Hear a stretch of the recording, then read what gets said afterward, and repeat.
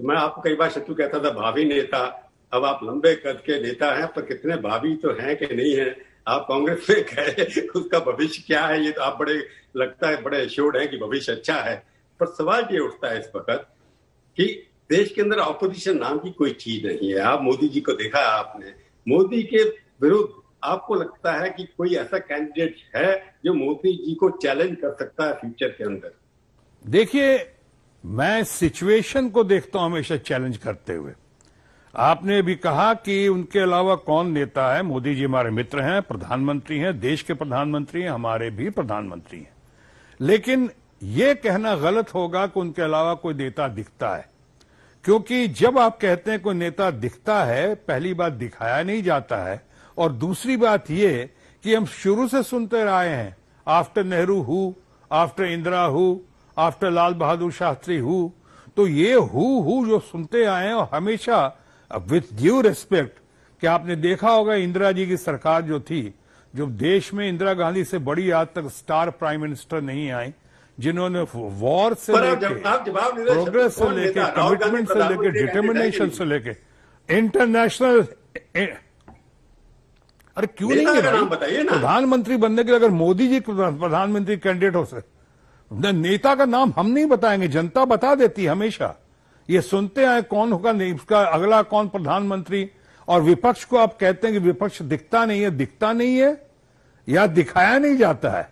जिस तरह से कई बार मीडिया में भी कंट्रोल देखा गया है सत्ताधारी पार्टी का। आपने ये भी कहा था कि नीतीश कुमार भी प्राइम मिनिस्टर के कैंडिडेट हैं, अच्छे कैंडिडेट। एक आपका स्टेटमेंट मैंने पढ़ा। मैं आपसे पूछ रहा हूं कि आपके नेता राहुल गांधी प्रधानमंत्री के कैंडिडेट हैं, या आपको लगता है कि ममता भी बन सकती है, कोई और बन सकता है? जब तक ऑपोजिशन इकट्ठा नहीं होगा तो आपको लगता है कोई कैंडिडेट है जिनको आप प्रोजेक्ट कर सकते हैं? मैंने तो यहां तक कहा था और अभी भी कहता हूं कि प्रधानमंत्री तो कोई भी बन सकता है। आप भी बन सकते हैं और मैं भी बन सकता हूं, बशर्ते कि हमारे पास संख्या बल हो। पहले तो आप जिस पार्टी में हैं वो आपको अपना नेता माने ना, पहले आपको अपना नेता आपकी पार्टी मानेगी तभी आप प्रधानमंत्री बनेंगे ना।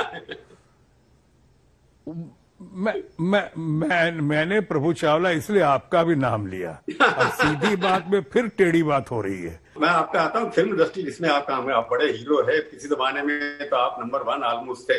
आज को लगता नहीं कि बॉलीवुड के अंदर भी आपने सुशांत कुमार सिंह के बारे में भी कुछ कहा था।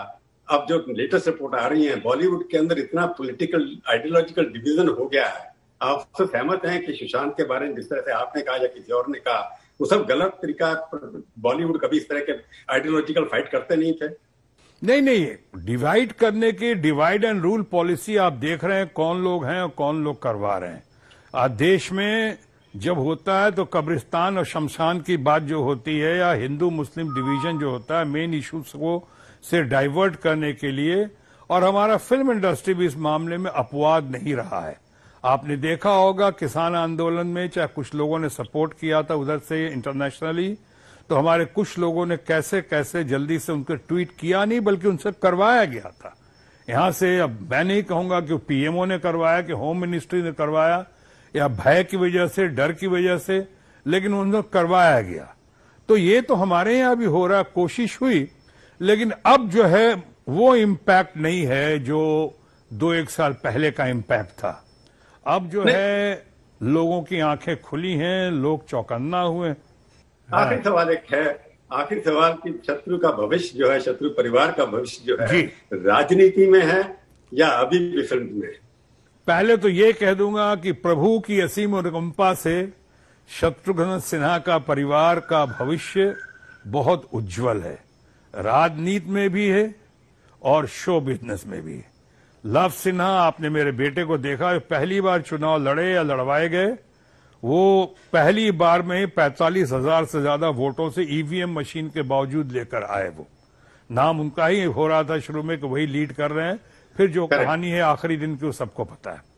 उसी तरह से फिल्मों में भी और राजनीति में भी इतने सालों का परिश्रम, लगन, इतने सालों की मेहनत और अकीदत, मोहब्बत, खुलूस, ये रंग लाएगा राजनीति में भी और शो बिजनेस में भी।